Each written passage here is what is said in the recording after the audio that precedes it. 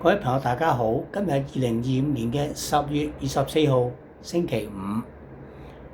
今日我同大家拍片，亦都係我第一次拍片啦。咁我想同大家分享下我退休之後有啲咩計劃嘅。咁我其實退休咗都有3年嘅時間啦。咁我就都之前冇咩特別去諗法嘅。咁啊有日過日咁樣咯。但係近排咧我就發覺，我就想做一件事。咁希望可以幫到，或者唔好話叫幫到，或者可以同人哋分享嘅。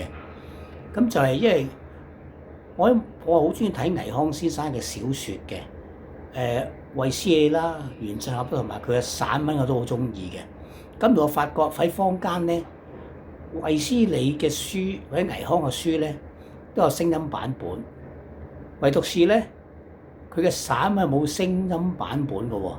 咁所以我有個計劃就係每日就讀一篇佢嘅散文，就擺上去 YouTube 上邊咧，同大家分享嘅。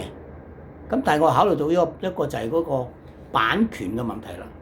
咁於是乎呢幾日咧，我就同明窗出版社咧，就同佢討論一下呢個版權嘅問題。咁最後得翻嘅結局咧，就係佢話佢哋唔會同個人合作，因為版權牽涉到商業嘅問題啦，好多商業嘅問題啦，佢會同個人合作嘅。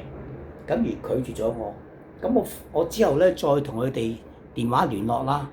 咁嗰位同事咧咁同我講，咁由於咧佢話如果係要做聲音版本嘅咧，佢哋公司都會自己做咯。但係我都問過佢，我話你哋其實有冇計劃做聲音版本㗎？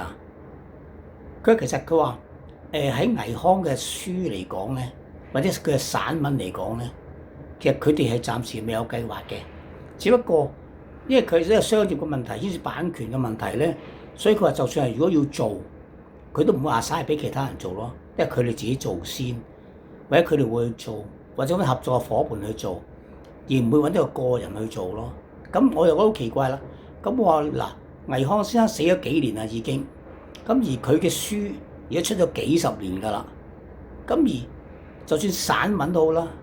佢做嗰啲散文都唔係今天出嘅啦，都出咗好多年㗎啦。其實，咁我唔見你哋有散文嘅聲音版本喎。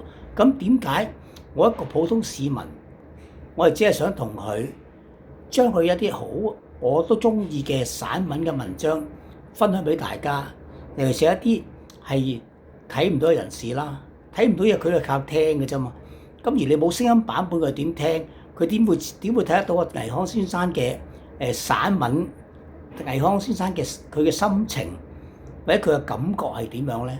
咁而其他衛斯理嘅書啊、原振俠嘅書咧，都有一啲聲音嘅版本，所以我就問佢，其實咁對你哋係冇問題嘅喎。咁我又唔見你哋有出喎。咁我就問多一次啦。我話係咪如果我朗讀佢嘅散文係侵權？佢話其實係嘅。咁變咗呢個計劃我就告吹啦。咁而家我就諗緊第二個計劃。但係暫時未諗到，如果諗到我再同大家分享嘅，多謝大家。